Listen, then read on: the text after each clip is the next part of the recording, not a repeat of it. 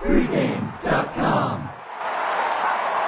Welcome back to Pregame.tv. He's Bryan Leonard, Ken Thomson, SportsX Radio. I'm Marco D'Angelo. This is the last video of the week, Monday Night Football. Why, guys? Why? Why do we have to keep getting all of these Monday night games that you just don't want to watch? We've got... Well, you do now with the Richie Incognito thing going on. By the way, is he not the Bob's big boy? I see Richie Incognito with one of those plates. He's got a the hair, baby the face face for a guy as old as he is, yeah. The bad situation, no question, of what's going on in Miami this week. Playing on the road probably is the best thing that could happen to them, get away from the local media and everything there.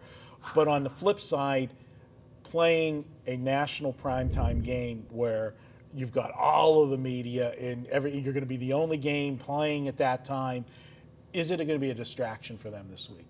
What do you guys think? I think Tampa Bay is the side that I'm looking at. I just want to see if this team is totally mailed it in, because we'll find out, because they had Seattle down 21-0 on the road and found a way to give that game away. Yeah, we had some lively discussion on this game at the Tuesday meeting. One of the guys in the meeting that I really respect, he just can't believe that Miami's going to be ready for this game. But in turn, I said, well, there's two things you got to worry about. Number one, anytime something bad has happened to a football team, you always see a good effort come out, and they always say, they go, all we wanted to do was get on the field and play football. The second thing was, if you don't like Miami here, you got to bet a winless football team that may have packed it in the way they lost last week, having to win straight up on a game to cover your number, basically. Yeah, that's the whole key here. You've got two negative situations plus two positive situations. You've got the negative, as you said, with Miami with the distractions, but then you've got the rally because they got rid of the trouble, cut him loose, he's done. So the team can, kind of heal together and rally together. So that's a plus if you want to look at it. Let's get on the field and get it done. We all saw what Penn State did last year, college football. I mean, they played a season as a unit. The team rallied, us against the world type thing. So maybe that'll be Miami this week. But then I think first off that a lot of us jumped to conclusions, ESPN and everybody else, because nobody knew that Richie Incognito was told to toughen Martin up. And as far as the racial slurs, we heard Mike Wallace, we heard a bunch of African Americans on that team saying, no, that's the way we do it in our locker room. There are white guys that use that, and we're okay with it because the way they use it. And, I think there's a lot more to the story. So Incognito getting bashed, but they have not made this into a racial thing, unlike what happened in Philadelphia. Absolutely. Then on the flip side, we got Tampa Bay. The plus for them is you've got a winless team on a national spotlight. That's been the one spot that you're always going to get a maximum effort. A few weeks back, a Thursday night game, I liked the Giants when they were winless and went to Chicago because it's a standalone game, national. Those teams are going to rise to the occasion, play their best game because let's face it, as bad as the season's going, they're human beings, they're professionals. Nobody wants to be embarrassed. So you're going to put forth your best effort. And subconsciously, when you're the other team and you're playing a team that bad, mentally sometimes, you might mail it in and say, all we got to do is show up. And Vegas knows where the public's going to look at in a game like that. So generally, you're getting, plus, a few extra points because of public perception of the team being so bad. The one thing I'll say real quick, because I know we're short on time, but Tampa Bay had that opportunity a couple weeks ago in a Thursday night game against Carolina, and they laid an egg.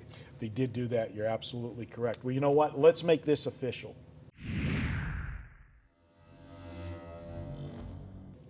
All right, I'm going to take a look at Tampa Bay here. Now, this is a team that really, going into last week, I thought maybe Schiano lost the team and that they quit. But the fact that they went into Seattle last week and played as hard as they did, they were up 21-0. They had that game won. They let it slip away. Yes, you got to worry about after blowing a game like that, could that be the straw that broke the camel's back? And if this was being played on Sunday, I would want no part of Tampa Bay.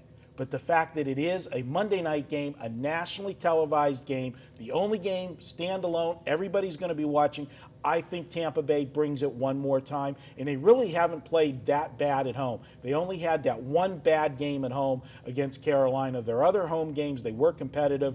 2-point loss and a 3-point loss to Atlanta and New Orleans. and then they lost to Philly by 11, but that game was close until late in the fourth quarter. Philly tacked on a score. I'm going to take Tampa Bay here. I think they get the job done.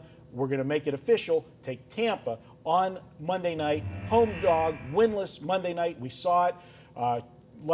2 weeks ago, St. Louis came up big as a home dog. Let's see if Tampa can do it too. All right, there you have it. Tampa Bay. You guys want to add anything on that one? Yeah, if you're looking to play Tampa and you can't get the 3 minus 110, which currently isn't available, Kenny and I did a video last week. We talked about teasers, cashed for us. I went with Houston because Houston has one of those situations where all season long they were struggling to win the game. I wasn't sure they were going to win the game. With taking it up over 7.5, we were able to get the winner with the teaser. I think this is another situation here with Tampa. You do the same team. I really don't want a winless team to be forced to win. I think a teaser total's 41. This is the kind of games you want to play a teaser on. You're the best, though. 2 videos, 2 winless teams. I love them. Thanks when you put it that way. All right, guys.